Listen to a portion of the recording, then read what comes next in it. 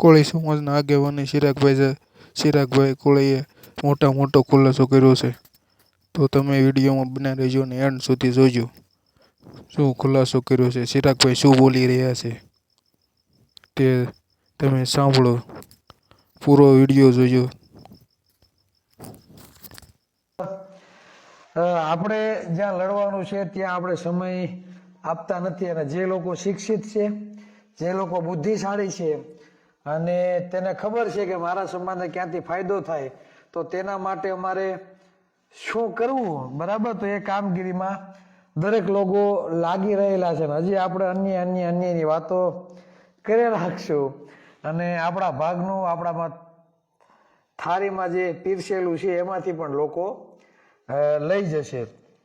કહેવાનો મતલબ એ છે કે ભાગીદારીની જ્યારે વાત હોય ત્યારે આપને પૂરતા પ્રમાણમાં ભાગીદારી મળતી નથી, છતાં ભાગીદારી મેળવવા માટે આપણે અવાજ પણ નથી ઉઠાવતા અને સંગઠિત પણ થતા નથી. જે લોકો અવાજ ઉઠાવે છે તો ઉઠાવવા રાખે, બાકી બધા ઘોર નિંદ્રામાં સૂતા છે. જ્યારે જે સમાજમાંથી અસંખ્ય ઉદ્યોગપતિઓ આવે છે, જે સમાજમાંથી આઈએસ આઈપીએસ અધિકારીઓ બને છે, જેનો મુખ્યમંત્રી છે, જેના ગૃહમંત્રી છે, મંત્રીમંડળમાં સત્તા પક્ષમાં સૌથી વધારે ખાતાઓ જેની પાસે છે, છતાં પણ આજે તે પોતાના સમાજના ભાગીદારી માટે હજી પણ તે પોતે લડત લડવા માટે મિટિંગો કરે છે, સભાઓ થાય છે, કરે છે અને ભેગા થાય છે.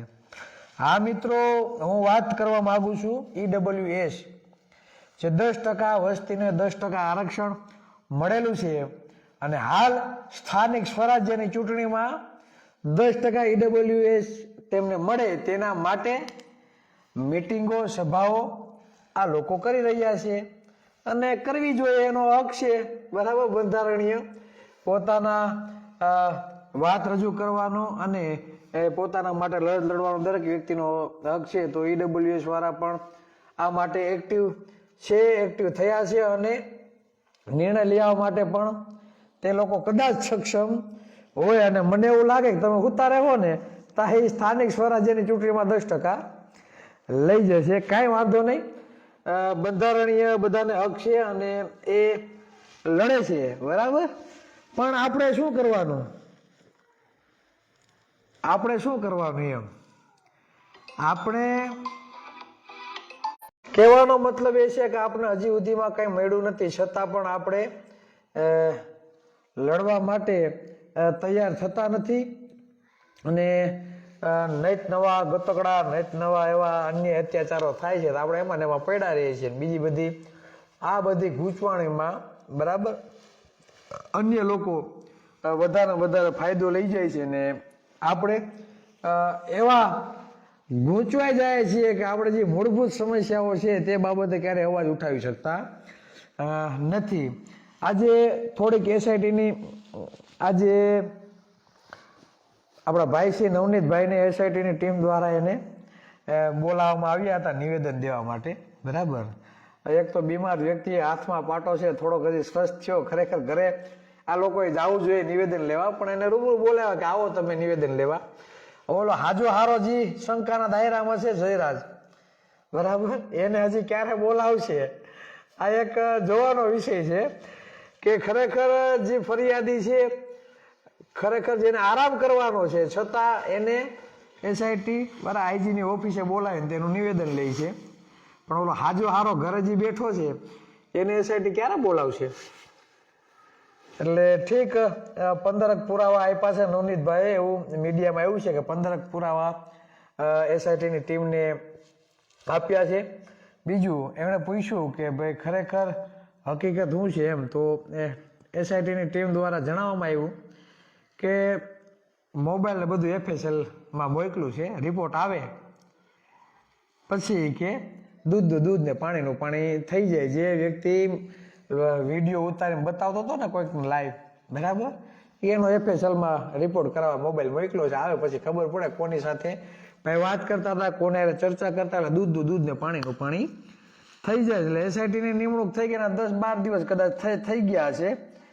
તો ખરેખર એટલી બધી વાર લાગે રિપોર્ટની? એટલે ચાઇના કે અમેરિકા પેન આ લોકો મોકલી છે, એટલે ઉપરથી રિપોર્ટ આવે ને ત્યારે તમને બતાવશે ખરેખર આ રિપોર્ટ આવ્યો છે. એટલે કદાચ ભાજપ પક્ષનો નેતા છે, બરાબર, જયરાજ, એટલે કદાચ એવું પણ હોય કે મુખ્યમંત્રીની ગૃહમંત્રીની ફોનની રાહે હોતા નહીં હોય પોલીસ પ્રશાસન, કે ઉપરથી સાહેબનો ફોન આવે તો શું કરવું એમ, કેવો રિપોર્ટ આપવો કેવો ના આપવો, આવી બધું કદાચ ચાલતું હોય. એટલે આ વાસ્તવિકતા છે.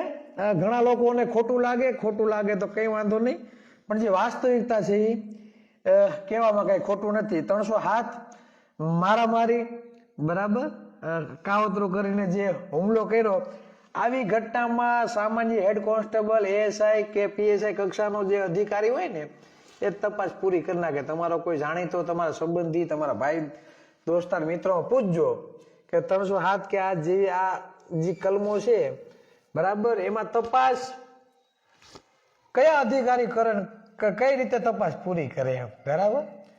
એટલે પુરાવા તમારી સામે છે, બરાબર, છતાં પણ જે હેડ કોન્સ્ટેબલ, પીએસઆઈ દરજ્જાનો, એએસઆઈ દરજ્જાનો વ્યક્તિ જો આ તપાસ પૂરી કરી શકતા હોય, બરાબર, તો નવનીતભાઈની ઘટનામાં તો આઈપીએસ અધિકારીની નિમણૂક કરી. તો આઈપીએસ કક્ષાના દરજ્જાના અધિકારીની જ્યારે નિમણૂક કરવામાં આવી, પીઆઈની નિમણૂક કરીને 5 જણાની ટીમ બનાવવામાં આવી, તો શું ખરેખર આ તપાસમાં એટલા દિવસ ખરેખર લાગતા હશે?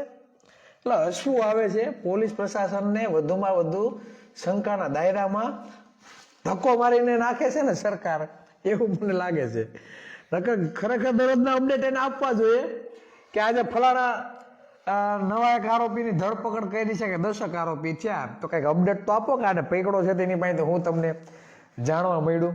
કોઈ જાતનો કાંઈ અપડેટ નહીં. પકડી આવે ને લઈ જાય, પકડી આવે ને લઈ જાય. ઓલા પીઆઈ, બંને પીઆઈને કાલે 8-10 કલાક પૂછપરછ કરી એવું મીડિયામાં આવે છે.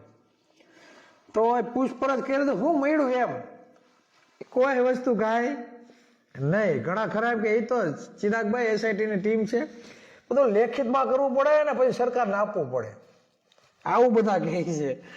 એટલે આ બધું તો છે ને, હવે મને તો બહુ હસવું આવે. અને ખાસ આ બધું છે ને સમાજે વિચારવાની જરૂર છે. ખરેખર હકીકત આપને રમાડવામાં આવે છે કે હકીકતમાં તપાસ થાય છે? તપાસ થાય છે તો કેમ લેટ કરવામાં આવે છે? આ બધું ચિરાગભાઈ કે એટલે માને નથી લેવાનું, આ બધું વિચારવાનું છે કે સૌથી વધારે મત હોવા છતાં, બરાબર, તમારા મતથી સરકાર બને છે, તમારા મતથી મુખ્યમંત્રી, ગૃહમંત્રી બને છે, તમારા ટેક્સના પૈસેથી આખી સરકાર ચાલે છે. અને જે એસઆઈટીની ટીમની નિમણૂક કરીને પગારે આપણા ટેક્સના પૈસેથી થાય છે, છતાં આપણું કોઈ પણ જાતનું કાંઈ છે નહીં, બધું મીંડું ને ઠૂઠું, બરાબર. હાલો એસઆઈટીનું હવે થોડુંક સાઈડમાં રાખી દે. હવે મહત્વની જે મુદ્દાની વાત કરવાની છે એ હું તમને કરવા માંગુ. હમણાં મેં આજના ન્યૂઝ જોયેલા છે કે કાલે અમારા સુરતમાં ઈડબ્લ્યુએસ, બરાબર, જે આર્થિક રીતે પછાત છે એ લોકો ભેગા થવાના છે અને 10% સ્થાનિક સ્વરાજ્યની ચૂંટણીમાં 10% અલગથી મળે, બરાબર, તેને માટેની લડત જોરશોરથી ચાલુ રહી છે ને લડે છે. હવે 10% એટલે શું, બરાબર? અમે આરક્ષણના બણગા મારી બહુ ગળા ફાડીને કહીએ, પણ સીધી અને ચોખ્ખી વાત હું તમને કહી દઉં. બંધારણ એવું કહે છે કે જેની જેટલી વસ્તી એટલો બધી જગ્યાએ અધિકાર હોવો જોઈએ. ઈડબ્લ્યુએસ એટલે આર્થિક રીતે જે પછાત હોય તે, બરાબર. એટલે ઈડબ્લ્યુએસ એટલે સમજી લ્યો ને, તેમાં જે માની લો કે બ્રાહ્મણ, વાણિયા, પાટીદાર, બરાબર, મુખ્યત્વે આ 3 જ્ઞાતિઓ, બીજી કદાચ હોય મને કઈ ખ્યાલ નથી, આ જ્ઞાતિઓનો એમાં સમાવેશ થાય ઈડબ્લ્યુએસમાં 10%. એટલે એને 10% વસ્તી છે, 10% આરક્ષણ મળે છે. એટલે સિમ્પલ એક ઉદાહરણ આપું કે 100 મામલતદારની ભરતી થાય, 100 શિક્ષકોની ભરતી થાય, 100 કોન્સ્ટેબલની ભરતી થાય, દેશના 10-10 વ્યક્તિ લઈ લેવાના, બરાબર. એ જ રીતે 7% દલિત સમાજને ને 15% આદિવાસી સમાજને, જ્યારે 35% કોળી ઠાકોર સમાજ, 60% ઓબી સમાજ. આપને ઓબી સમાજમાં આપણી ગણતરી થાય છે અને 70% નેટવર્ક પ્રોબ્લેમ લીધે કટ થઈ જાય છે. એટલે કહેવાનો મતલબ એ છે કે જેને 10% વસ્તી છે 10% આરક્ષણ મળી ગયું, પણ આપણે કેટલી જાગૃત થવું. અત્યાર સુધીની જે 7 ભરતીઓ છે એના આંકડા આપણી પાસે છે. એ આંકડામાં 70% લેખે આપણી ભરતી થઈ નથી. જ્યારે 10% ઈડબ્લ્યુએસ ને 10% વધુ ભરતી કરવામાં આવી. આપણે તો સમજી લો ને, કાઢી જ નાખીએ 40 50 70 30% બધું લોસમાં જ છે. હું ખાલી ઈડબ્લ્યુએસ ની વાત કરું કેટલી સીટો એની વધારે ભરવામાં આવી, તો 1 થી 5 શિક્ષકોની 1 થી 5 ધોરણના શિક્ષકોની ભરતી હતી. કુલ જગ્યા 4303, 10% લેખે ઈડબ્લ્યુએસ ને 430 સીટો આવતી હતી. ભરી કેટલી? 432. 6 થી 8 ધોરણના શિક્ષકોની ભરતી કુલ 4502 ની ભરતી, બરાબર.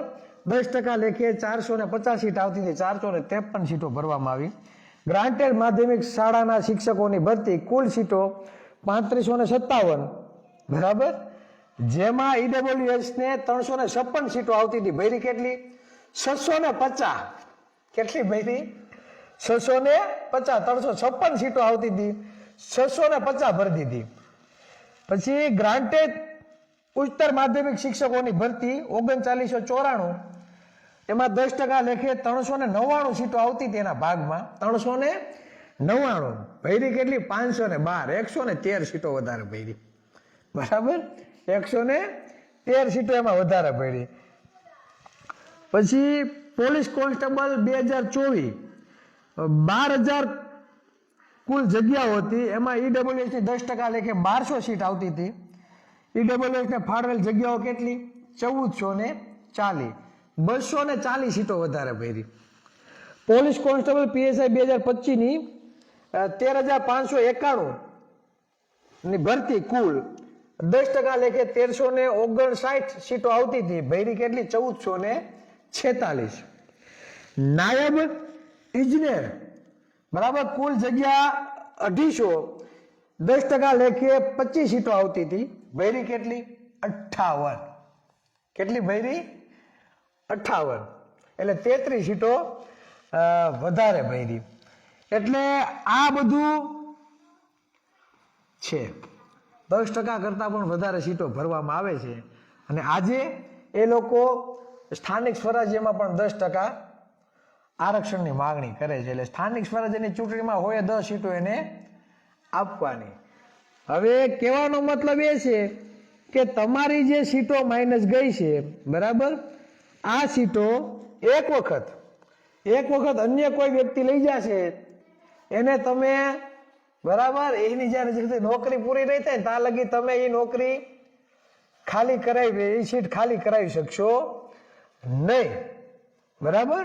તમે ખાલી કરાવી શકશો નહીં. આમાં 2-3 હું ઓબીસી ની વાત કરી દઉં. 1 થી 5 શિક્ષકોની કુલ ભરતી 4303, એમાં 70% લેખે આપણા ભાગમાં આવતી હતી 1161. કેટલી ભરી ખબર? 693. 1161 સીટો આપણા ભાગમાં આવતી હતી. 693 સીટો આપણી માત્ર ભણી. કોઈ આહિર સમાજ કુદીને કોઈ આવ્યું નહીં અવાજ ઉઠાવવા, કોઈ માલધારી સમાજમાંથી કોઈ આવ્યું નહીં ભરવા, રબારી, મિસ્ત્રી, હોય, હુતાર, બરાબર, પ્રજાપતિ, ચૌધરી, કોઈ લડત લડવા માટે તૈયાર નથી. ચાલો, આ તો કદાચ અમુક જ્ઞાતિઓ ઓબીસીમાં સમૂહ નાનો છે, કદાચ એ આંદોલન ના કરી શકે, પણ આ 35% કોળી સમાજની બુદ્ધિ ક્યાં ઘાસ ચરવા વહી ગઈ છે ભાઈ? હે, કે જાગૃત કરવા પડશે આપણે. આ તમારી નોકરીઓ ખવાય છે, એના માટે અવાજ કોણ ઉઠાવશે? એટલે આપણે કહીએ છીએ ગામે ગામ તૈયાર થાવ. આ બધા આંકડાઓ છે ને ભાઈ, ઘર ઘર સુધી પહોંચાડવા પડશે. ઘર ઘર સુધી પહોંચાડશું ને ભાઈ, તો જ ખબર પડશે. જે મજૂરી કામ કરે છે, જે દાળિયું કરે છે, જે સગડો રિક્ષા હાકે છે, જે ઇકો હાકે ને, એને ખબર પડે કે આ આપણા ભાગની નોકરીઓ કોણ ખાઈ જાય છે. આજે લગી નહીં કરીએ ત્યાં લગી આપણું આમ નામ હાલવાનું છે. પછી 6 થી 8 શિક્ષકોની ભરતી, 6 થી 8 ધોરણના શિક્ષકોની ભરતી, બરાબર, 4502 જગ્યા હતી. એમાં 70% લેખે 1215 સીટો આપણા ભાગમાં આવતી હતી. ભૈરી કેટલી ખબર? 693. અડધી સીટો ઉપાડી લીધી. કોણ અવાજ ઉઠાવશે? બરાબર. હવે ક્યારેક આપણે બોલી ગયા તેમ ને ચિરાગભાઈ આગેવાળો વિશે બોલે એમ, તો શું કરવાનું ભાઈ? આ કઈ મારી એકની નોકરી થોડીક ખવાય છે, આખા સમાજની નોકરી ખવાય છે. બરાબર. કે હું કે અમને પ્રોટોકોલ નડે, એને પ્રોટોકોલ નડે. ચિરાગભાઈ થોડાક બોલી શકે? પ્રોટોકોલ નડા, તમારા પ્રોટોકોલ ની વાય આટલી પત્તે ઠોકાઈ ગઈ સમાજની, તો એનું કોણ? હે, એનું કોણ? તમને બોલતા શરમ આવે, તમને બોલતા પ્રોટોકોલ નડે, તો આ નોકરીઓ ખવાય છે સમાજની, તો એના માટે અવાજ ઉઠાવશે કોણ? તમારે તો મત લઈને વિધાનસભામાં કરી આવું સમાજ કરીને, પણ આ નોકરીઓ ખવાય એના માટે બોલશે કોણ?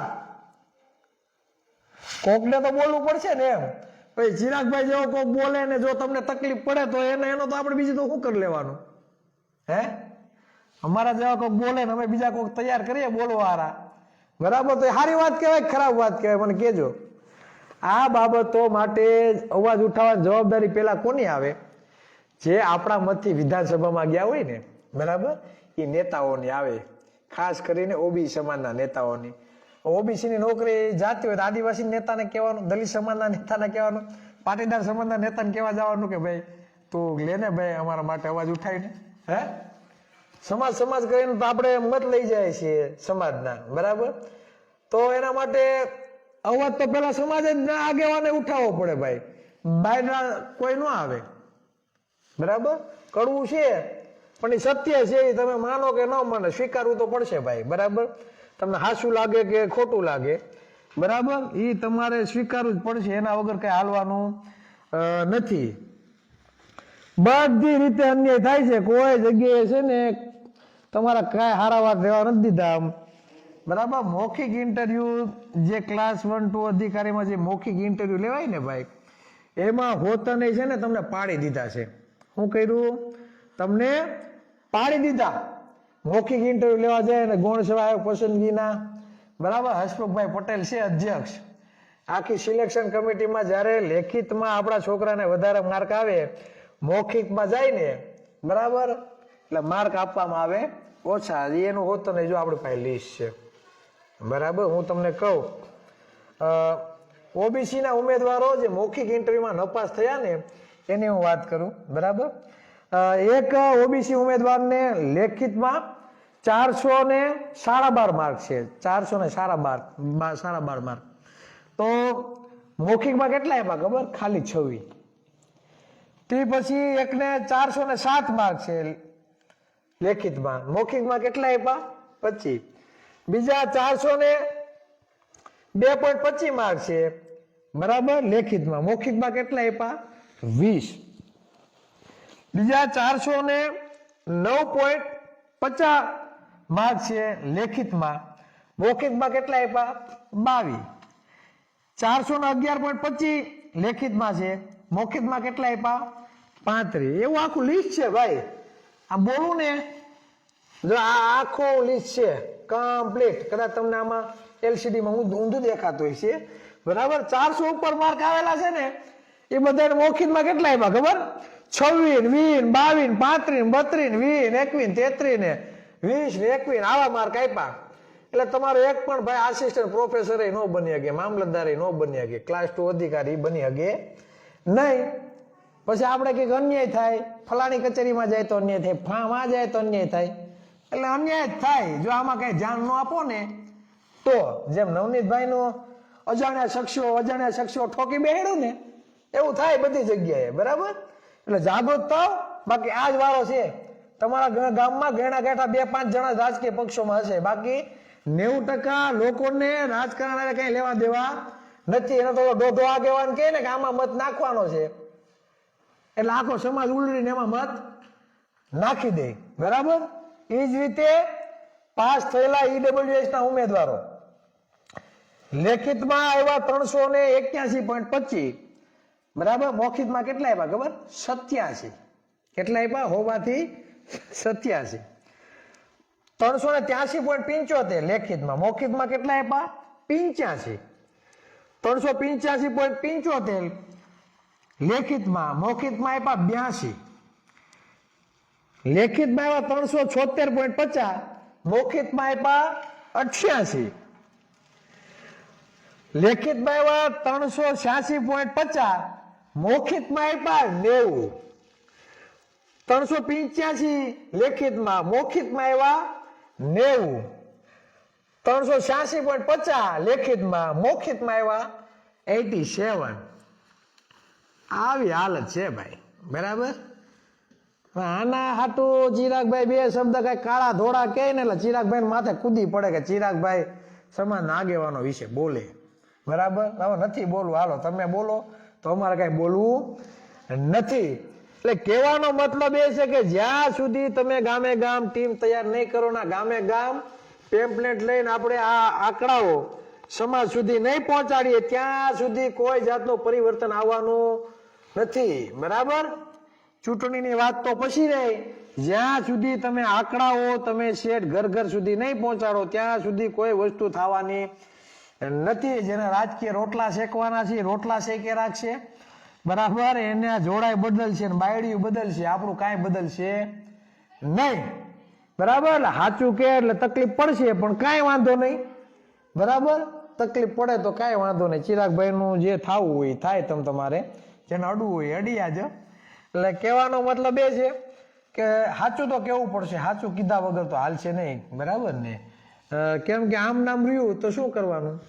એટલે જેને 10% લેખે 10% કરતા પણ વધારે ભાગીદારી મળે છે, બરાબર. છતાં એ લોકો સત્તા પક્ષનો પણ વિરોધ કરે છે અને ભાગીદારી માટે ભેગા પણ થાય છે, લડત પણ લડે છે.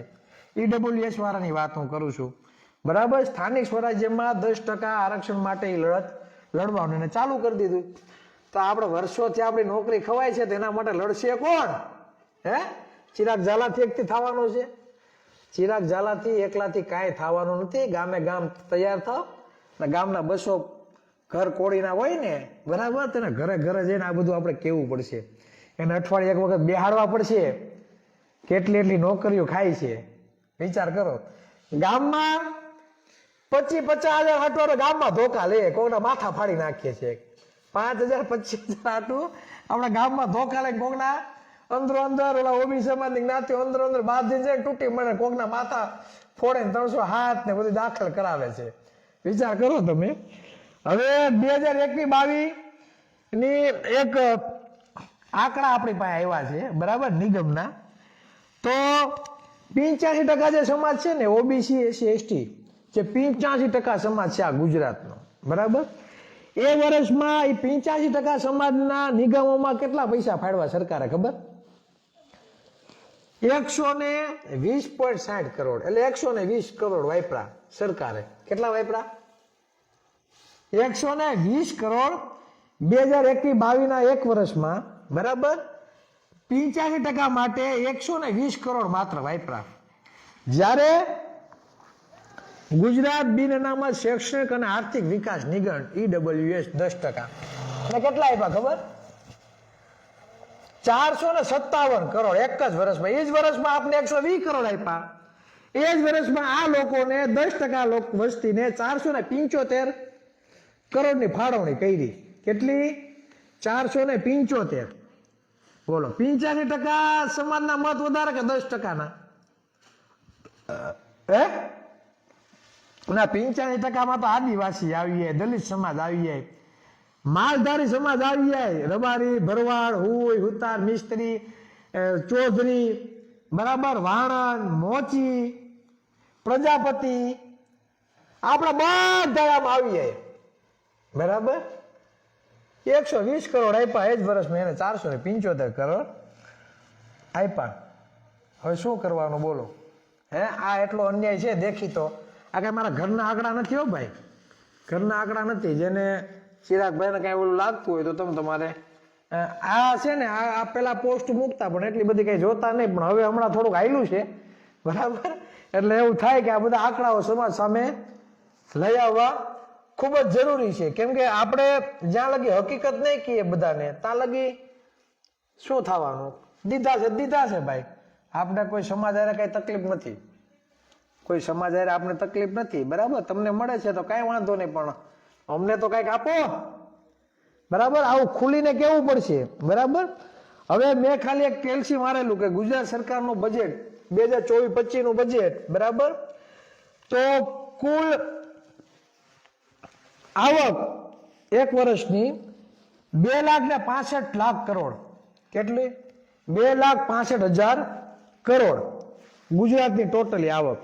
એમાં ટેક્સની આવક 1,85,000 કરોડ, 1.85 લાખ કરોડ એટલે, બરાબર.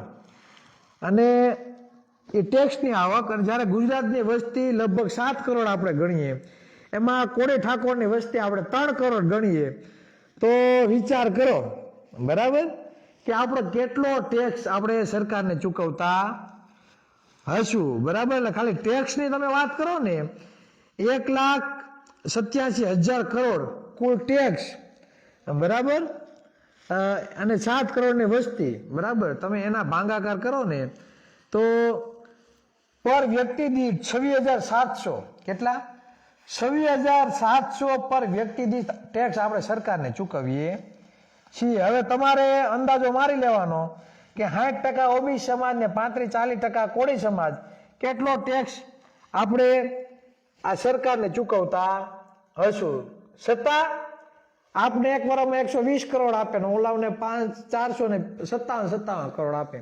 અત્યાર સુધીમાં બિન અનામત વર્ગને, બરાબર, 10% ઈડબ્લ્યુએસ વાળાને 2,000 કરોડથી વધારે આ સરકારે આપી દીધા. શું કામે? સરકાર એની છે, મુખ્યમંત્રી એનો છે, ગૃહમંત્રી એનો છે, તેનું ન રાખે ભાઈ. હે, આ બુદ્ધિનો ઉપયોગ કરો. એ લોકોને આ બુદ્ધિ આપી, આપણે પાણી આપી છે. હે, આપણે પાણી આપી છે. આવું ખુલીને બોલવું પડશે. આપણે જવું છે દૂધ ને દહીં લેવા, દોણી હંતાડવું. હે, દોણી હંતાડવી કોને કીધું? દોણી હંતાડવી કોને કીધું? એટલે ખુલીને તો કેવું જ પડશે. ખુલીને નહીં કયો તો આ લગી ખબર પડવાની નથી. 2,000 કરોડ આપ્યા આપણા ટેક્સના પૈસે. વિચાર કરો, આપણે કાંઈ નહીં. ઠુલુભાઈ કોળી ઠાકોર વિકાસ નિગમમાં આપ્યું છે હું? હે, કોળી વિકાસ નિગમમાં આપ્યું હું? એ 2021-22માં ગુજરાત ઠાકોર કોળી વિકાસ નિગમને 26 કરોડ ખાલી આપ્યા. 35% કોળી સમાજને માત્ર 26 કરોડ આપ્યા. ડૂબી મરવું જોઈએ, ડૂબી. હું તો એમ કહું, જો ખુમારી જાગતી ન હોય ને સમાજની, આ સમાજના અન્યાય માટે આપણે બોલી ના શકતા હોય ને, અને માત્ર પટ્ટા પાથરોમાં જો આપણે જેસ્ટ રહેવું હોય તો આપણી નબળાઈ છે. પછી આપણે એમ કે અન્યાય થાય છે, તમે તમારા ઘરમાંથી ટેક્સ એટલું આપો છો, તમને કાંઈ ભોજો ભાઈ કોઈ ભાવ નથી પૂછતું, કાંઈ આપતા નથી. એટલે છતાં આપણે જો કોકની વાહ વાહી કહીએ, બરાબર, તો એ શરમ આપણી છે. આપણે ડૂબી મરવું જોઈએ. પછી ગામ દાંત જ કાઢે ને કે ઓલા એટલો બધો સમી છે, એનામાં એકતા નથી, બરાબર, એના કોઈથી ટોળા ભેગા ન થાય. તો સાચી વાત છે. તમારા ભાગનું છે તમને નથી આપતા, છતાં ભાજપના ઝંડા લઈને ફરો, બરાબર, તો શરમ આવી જોઈએ, શરમ. એટલે હું તો એમ કહું, ગામે ગામ ભેગા થાવ ને ભાજપનો બહિષ્કાર કરો. આ તમારા આ મજૂરી કામ આપણે કરીએ છીએ, મૂલે આપણે જાય છીએ, ભાગ્ય આપણે રાખીએ છીએ. છકડો રિક્ષા આપણે હાંકવાની, ઇકો આપવાની, કોકની કંપનીમાં આપણે જવાનું, બરાબર. આપણા જુવાન દીકરીઓ કપા વીણવા જાય છે. આપણા બૈરાઓ કોકના જાનમાં વાસણ ઉટકવા જાય છે. અને એ મહેનતના પૈસા, આપણી મહેનતના પૈસામાં ટેક્સ આપણા સરકારને ચૂકવીએ છીએ, અને આપણા પૈસા એક વર્ષમાં બીજાને આપી દે વધારે. તો આના માટે અવાજ કોણ ઉઠાવશે? એના માટે ગામે ગામ જાગવું પડશે. બાકી મંજીરા વગાડવાનો વારો છે. આ લોકો એમ જ કરશે, હિન્દુ હિન્દુ કરે, જય શ્રી રામ ના નારા ઠોકાયા રાખશે આપણી પાસે, બરાબર. અને હિન્દુના નામે હિન્દુનો ટેક્સ લઈ જાઓ, હિન્દુના મત લઈ જવા, અને આપણે વધુમાં વધુ પછાત આપણે બનાવવાના. મેડિકલ ક્ષેત્રમાં તમારા બાળકને મેડિકલ ક્ષેત્રમાં MBBS કરાવવું હોય, બરાબર, એટલે અંદાજે 70 લાખ 80 લાખ 1 કરોડ રૂપિયા જોઈએ, ત્યારે તમારું બાળક MD બને. સર્જનની વાત તો જવા દો. 40 સ્કૂલ કોલેજો છે ગુજરાતમાં, એમાંથી 36 તો પ્રાઇવેટ. વિચાર કરો, કેટલી 36 પ્રાઇવેટ, કેટલી કોળીની છે? હે, કેટલી સરકારી, કેટલી મેડિકલ કોલેજો છે કોળીની? હે, બણગા તો મોટા મોટા ઠોકીએ છીએ. કોઈ આગેવાનો બનાવી કોળીની મેડિકલ કોલેજ બનાવી છે કોઈ?